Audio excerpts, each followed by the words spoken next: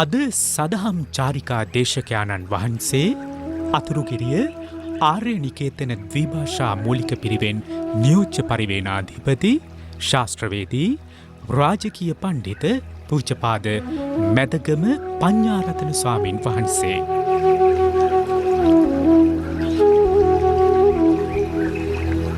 වර්ෂ 1988 ඔක්තෝබර් 22 වෙනිදා මැදගම බිබිලේදී උපත ලැබූ උන්වහන්සේ වර්ෂ 2000 සැප්තැම්බර් 20 වෙනිදා ගම්පහ මණ්ඩාවල කරවුදෙනිය ශ්‍රී මුනින්දාරාම විහාරස්ථානයේදී පැවිදි දිවියට ඇතුළත්ව ඇත. වර්ෂ 2001 සිට 2004 දක්වා දෙල්ගොඩ කඳුබොඩ සුසිලෝදය මූලික පිරිවෙනෙන් අධ්‍යාපනය ලැබූ උන්වහන්සේ වර්ෂ 2005 සිට 2007 දක්වා රදාවාන සිරි මහ විහාර මූලික පිරිවෙනෙන් අධ්‍යාපනය හදාරා තිබේ. වර්ෂ 2009 සිට 2012 දක්වා මාලිගාකන්ද විද්‍යෝදය පිරිවෙනේ ප්‍රාචීන අධ්‍යාපනය හැදෑරූ උන්වහන්සේ වර්ෂ 2012 දී රාජකීය පණ්ඩිත උපාධිය ලබා තිබේ. එමෙන්ම වර්ෂ 2014 දී කැලණිය විශ්වවිද්‍යාලයෙන් ශාස්ත්‍රපති උපාධියත් එමෙන්ම වර්ෂ 2014 දී අතුරුගිරිය ආර්ය නිකේතන ද්විභාෂා මූලික පිරිවෙනෙහි නියෝජ්‍ය පරිවේනාධිපති ලෙස වැඩභාරගෙන තිබේ. වර්ෂ 2020 දී කැලණිය විශ්වවිද්‍යාලයෙන් ශාස්ත්‍රවේදී උපාධියත ලබා තිබේ.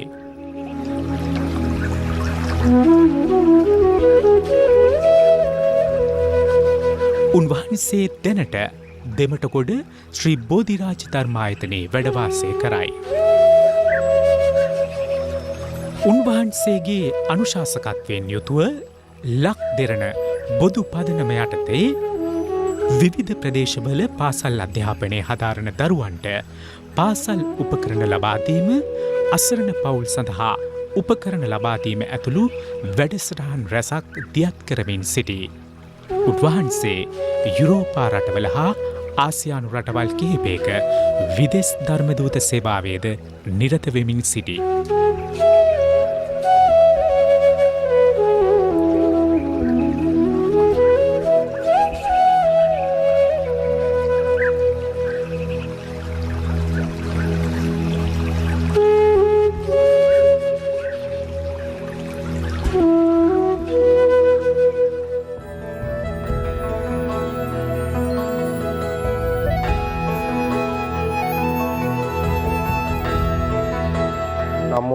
තස්ස භගවතෝ අරහතෝ සම්මා සම්බුද්දස්ස නමෝ තස්ස භගවතෝ අරහතෝ සම්මා සම්බුද්දස්ස නමෝ තස්ස භගවතෝ අරහතෝ සම්මා සම්බුද්දස්ස. පින්වත් හැම දිනාටම මේ ලැබූ අද දවස සුබ දවසක් වේවායි ප්‍රාර්ථනා කරනවා. පින්වත්නි, ස්වාධීන රූපවාහිනියේ සදහම් චාරිකා දහම් සිතුවිලි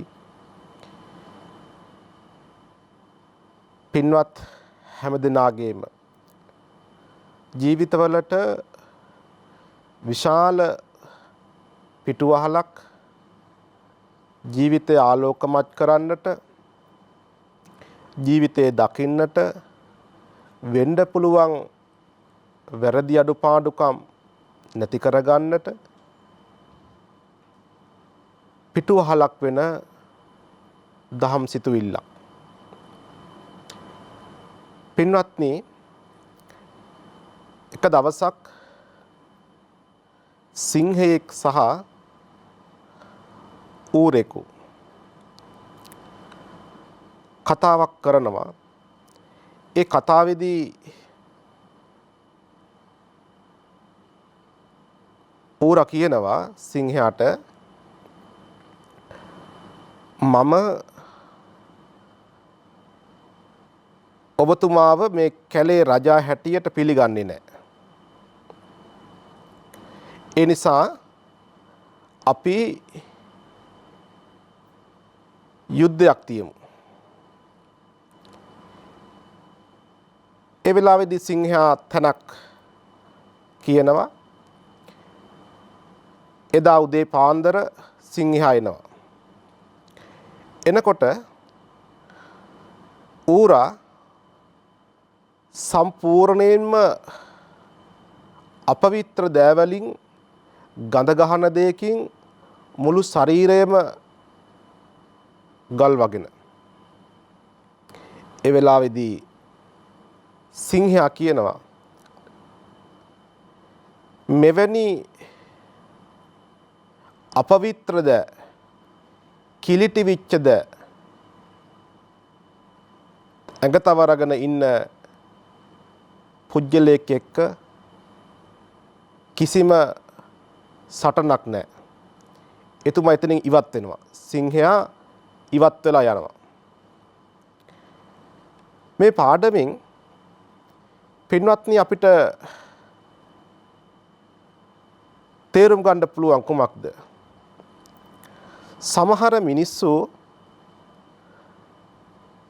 මුළු පළාතම ගමක්ම නගරයක්ම එහෙමත් නැත්නම් මුළු රටක්ම ගඳ ගස්වන්න පුළුවන් චරිත ඉන්නවා. එවැනි මිනිස්සු ඕන තරම් මේ සමාජයේ ඉන්න පුළුවන්. එවැනි චරිතයක් දැක්කහම ඔබ ඔවුන්ව මගහරින්න. ඒක පලා යාමක් නෙවෙයි. ඒක පසුබට වීමක් නෙවෙයි. ඒක පෙරදීමක් නෙවෙයි. පින්වත්නි, ඒ පුජ්‍යලයොත් එක්ක ඔබ ගනුදෙනු කරන්න ගියොත්, ඒ පුජ්‍යලයොත් එක්ක ඔබ සම්බන්ධතා ගොඩනගන්න ගියොත් එහෙම ඔබගේ චරිතයත් ගඳ ගහන චරිතයක් වෙනවා. සංයුක්ත නිකායේ වේපචිත්ත කියලා අපිට සූත්‍රයක් හම්බ වෙනවා. ඒ වේපචිත්ත කියන සූත්‍රයේ දවසක් සුර සහ අසුර කියන මේ දෙදෙනාගේ මහා විශාල යුද්ධයක් තියෙනවා. යුද්ධයකට සූදානම් වෙනවා. ඒ වෙලාවේදී අසුරයන් නියෝජනය කරන කණ්ඩායම් නායකයෙක් හැටියට මේ පුජ්‍යලයා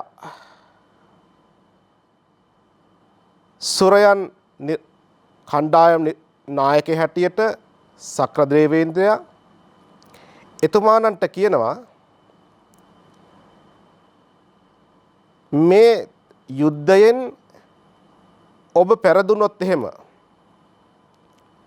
ඔබව කණ්ඨ පංචම කියන වෙලුමෙන් ඔබ වෙලනවා. ඒ කියන්නේ අත් දෙකයි කකුල් දෙකයි බෙල්ලයි එකට එක්වෙන පරිද්දෙන් ගැට ගහනවා. අසුරයන් සුරයන් සමග මහ විශාල යුද්ධයක්. සුරයන්ගේ නායකයා සක්‍රදේවේන්ද්‍රයා, අසුරයන්ගේ නායකයා වේපචිත්ති. මේ කණ්ඩායම් දෙදෙනා අතර විශාල යුද්ධයක්. අවසානයේදී සුරයන් දිනනවා, අසුරයන් පරදිනවා. අසුරයන් පෙරදිලා වේපචිත්ත කියන නායකයාගේ කකුල් දෙක, අත් දෙක, බෙල්ල එකට එක්වෙන පරිද්දෙන් සුරයන්ගේ කණ්ඩායම ගැට ගහනවා. ගැට ගහලා සුධර්මා කියන දහම් සභාවට නැත්නම් සක්‍රදේවේන්ද්‍රගේ සභා මණ්ඩපයට ගැට ගහගෙන අරගෙන එනවා. ඒත් පින්වත්නි මේ වේපචිත්ත කියන තනත්තාගේ කේන්තිය ඒ වගේම පලිගැනීම අඩුවක් නැහැ. යුද්ධයෙන් පෙරදුනත් කේන්ති අඩුවක් වෙලා නැහැ. සුධර්මා සභාවට රැගෙන එන විටත් සක්‍ර දේවේන්ද්‍රයාට ඊ타මත්ම දරුණු ලෙසින් ආක්‍රෝෂ පරිභව සිද්ධ කරනවා. බැන වදිනවා. සක්‍ර දේවේන්ද්‍රයා කිසිවක් නොකියා නිහඬව බලාගෙන ඉන්නවා. නිහඬව බලාගෙන හිටපු සක්‍ර දේවේන්ද්‍රයාගේ රියදුරු මාතලී සක් දෙව්දුන්ගෙන් අහනවා ඔබට මෙච්චර අක්‍රෝෂ පරිභව සිද්ධ කරද්දී ඔබට බැනවදිද්දිත් ඔබ නිහඬව බලාගෙන ඉන්නේ ඔබ මොකුත් නොකියන්නේ මෙතුමානන්ට තියෙන බය නිසාද? ඒ වෙලාවේදී සක්දෙව්දුන් ප්‍රකාශ කරනවා මාතලී මම වේපචිත්ති කියන හැම වචනයකටම එකට එක කියන්න ගියොත් එකට එක කරන්න ගියොත් එයාගේ කේන්තිය තව වැඩි වෙනවා. ඒ නිසා මම නිහඬ වෙනවා. වේපචිත්ති ඊ타මත්ම දරුණු ලෙසින් සක්දෙවුන්දුන්ට බයිනවා. සක්‍ර දේවේන්ද්‍රයා කියලා කියන්නේ පින් සිද්ධ කරගෙන පුණ්‍ය මහිමෙන් ජීවිතය දැකපු දෙව පුත්‍රයෙක්. ඒත් සක්දෙවුදුන් මුකුත් කියන්නේ නිහඬව ඉන්නවා. මාතලී අහනවා ඔබ වහන්සේ මේ ප්‍රකාශ කරන හැම වචනයකටම ඔබ වෛර කරන්නේ ඔබ කේන්ති ගන්නේ නැහැ. ඔබ වහන්සේ පුදුම විදිහට හිත දියුණු කරගෙන. පින්වත්නි මේ ලෝකේ කොච්චරනම් මිනිස්සු ඉවසීම පුරුදු කරනවද? අපේ ගෙවල් වලම කොච්චරනම් ඉවසීම පුරුදු වෙන තැනක්ද? උදෑසන අම්මලා වෙහෙස මහන්සි වෙලා පාන්දර ජාමෙන් නැකටලා දරුවන්ගේ ස්වාමි පුරුෂයාගේ මේ හැම කටයුත්තක්ම තමන්ගේ අත් දෙකෙන් සිද්ධ කරන්නේ. සමහර නිවාස් තියෙනවා කොච්චර දේවල් සිද්ධ කරත් අවසානයේ බැනුම් අහන්නටම වෙනවා. පින්වත්නි ඉවසීම පුරුදු කරන්නට හොඳම තැනක් තමයි තමන්ගේ ගෙදර. මිනිස්සු කොච්චරනම් දේවල් කිව්වත් ඒවට කේන්ති ගන්න නැතුව හැම වෙලාවකම උපේක්ෂා සහගතව කටයුතු සිද්ධ කරන්නට පුළුවන් නම් වටිනවා. වේපචිත්ති සක්දෙව්දුන්ට බැනවැදුනත් එතුමා මුකුත් කිව්වේ නැහැ. නිහඬව බලාගෙන හිටියා. බලන්නකො පින්වත්නි තථාගතයන් වහන්සේට කොච්චරනම් මිනිස්සු අක්‍රෝෂ පරිභව සිද්ධ කරාද? උන්වහන්සේට අභූත චෝදනා කොච්චරනම් එල්ල කරාද? උන්වහන්සේ මිනිමරුවෙක් බවට පත් කරා. ඒත් උන්වහන්සේ නිහඬ වුණා. පින්වත්නි සමහර අවස්ථා තියෙනවා අපි නිහඬ විය යුතු තැන්. අපි එකට එක කියන්න ගියොත් අපි එකට එක කරන්න ගියොත් එතන ගැටුමක් ඇති වෙන්න පුළුවන්. එතන ප්‍රශ්න ඇති වෙන්න පුළුවන්. තමන් රාජකාරී කරන තැන වෙන්න පුළුවන්. තමන්ගේ ගෙදර වෙන්න පුළුවන්. තමන්ගේ පාසල වෙන්න පුළුවන්. මේ කොයි තැනක වුණත් තමන් ඉවසීමෙන් කටයුතු සිද්ධ කරන්න. ප්‍රශ්න ඇති වෙන්න පුළුවන්. ගැටලු ඇති නොවන තෝජනාවලට මුහුණ දෙන්න වෙන අවස්ථා ඕනතරම් තියෙනවා. ඒ තෝජනාවලට ඔබ බය නැතුව නිර්භීතව මුහුණ දෙන්නට ඕනයි. ඒ තමන් හැම වෙලාවකම ඇත්ත කතා කරන, සත්‍ය දේ කියන, මිනිසුන්ව මම්මුලා නොකරන චරිතයක් විය යුතුයි. තමන් වැරදි නම් මිනිස්සු තෝජනා එල්ල කරනකොට තමන්ට ඒවට ඉදිරිපත් වෙන්න වෙනවා. හැබැයි තමන් නිවැරදි නම්, තමන් සත්‍ය දන්නව නම්, තමන් ඇත්ත දන්නව නම් කලබල විය යුතු නැහැ. අපි අර කතාවට කියන්නේ ලෙඩ්ඩු කලබල වුණාට දොස්තරලා කලබල නැහැ කියලා. ලෙඩ්ඩු කලබලයි. විවිධ දේවල් කියනවා, විවිධ දේවල් ප්‍රකාශ කරන්න උත්සාහ කරනවා. හැබැයි දොස්තරලා කලබල වෙන්නේ නැහැ. ඒ කලබල වෙන හැම මිනිහෙක්ම නිකන් ලෙඩ්ඩු නෙවෙයි, මානසික ලෙඩ්ඩු. ඒ නිසා තමන් සත්‍ය දේ දකිමින්, ඇත්ත දේ ප්‍රකාශ කරමින් කටයුතු කරන චරිතයක් වෙන්න ඔබ. එහෙම කටයුතු කරනකොට ඔබට කිසිදු කෙනෙකුට වැරදි දෙයකට ඔබව යොමු කරන්න ලැබෙන්නේ නැහැ. ඔබ ඇත්ත වෙනුවෙන් පෙනී සිටින්නේ. සමහර මිනිස්සු ආශ්‍රය මිශ්‍රය නිසාම කොච්චරනම් බලන්නකෝ අපේ ජීවිත අඳුරු වෙනවද කියලා. අපේ ජීවිත විනාශ වෙන්නෙම සමහර අවස්ථාවලදී තමන් තෝරගන්න චරිත නිසා. තමන් තෝරගන්නේ කළු චරිතයක් නම් තමන් සොයාගත්තේ අඳුරු චරිතයක් නම් ඒ චරිතය නිසාම තමන්ගේ ජීවිතේ බලාගෙන ඉද්දිම කඩාගෙන වැටෙනවා. ඒ නිසාවෙන් පින්වත්නි,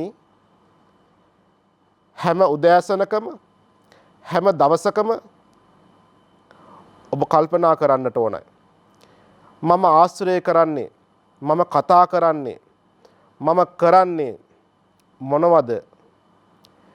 මේ ලෝකෙට වැඩදායක දේවල්ද? මේ සමාජයේ මිනිස්සු මම්මුලා කරන දේවල්ද? ඒ නිසා පින්වත්නි, ඌරෙක් ඇඟ පුරාම අසුචි තවරගෙන සිංහෙක් එක්ක ගැටුමකට, රණ්ඩුවකට එන්න කිව්වත් සිංහයා පලා යාමක් නෙවෙයි එතන සිද්ධ වුණේ. එතනදී ඉවත් උනේ තමන්ගේ ඇඟෙත් අසුචි තැවරෙන්න පුළුවන් කියන තීරණයත් එක්ක. පින්වත්නි, ඒ කතාව අද සමාජයට කොච්චරනම් වැඩදායක කතාවක්ද බලන්නකො. සමහර මිනිස්සුන්ට පුජ්‍යලයන් තෝරා ගැනීමේදී කිසිදු ඉලක්කයක් නැහැ. තමන් තෝරාගත්තේ මොන වගේ චරිතයක්ද කියලා තමන්ටවත් තේරෙන්නේ නැහැ. හේතුව සමහර වෙලාවට ඔහුගේ මුදල් වලට, සමහර වෙලාවට ඔහුගේ වස්තු වලට, සමහර වෙලාවට රූපයට පුජ්‍යලයෝ ඕනතරම් මම්මුලා වෙනවා. එකතු වෙලා ටික කාලයක් ගියායින් පස්සේ තමයි Tamanට තේරෙන්නේ Taman තෝරාගත්තේ මොන වගේ චරිතයක්ද කියලා. හැබැයි පින්වත්නි, අවාසනාවට තමන් ඒක මගේ කරගෙන අපේ කරගෙන ඒක අතහරින්න බැරි චරිතයක් බවට පත් කරගෙන අපි. ඒ නිසා පින්වත්නි තමන් ඒ චරිතය ළඟා කරගන්නට ඉස්සෙල්ලා සොයලා බලන්නට ඕනයි මොන වගේ චරිතයක්ද කියන එක. එම නිසා අද දවස ආරම්භ කරනකොට තමන් තීරණය කරන්න මම මොන වගේ පුජ්‍යලයන්ද අද දවසේ ආශ්‍රය මිශ්‍රය සඳහා යොදා ගන්න කියන ධර්ම අවවාදය ඔබට ලබා දෙනවා. හැම දිනාටම තුනුරුවන් සරණයි.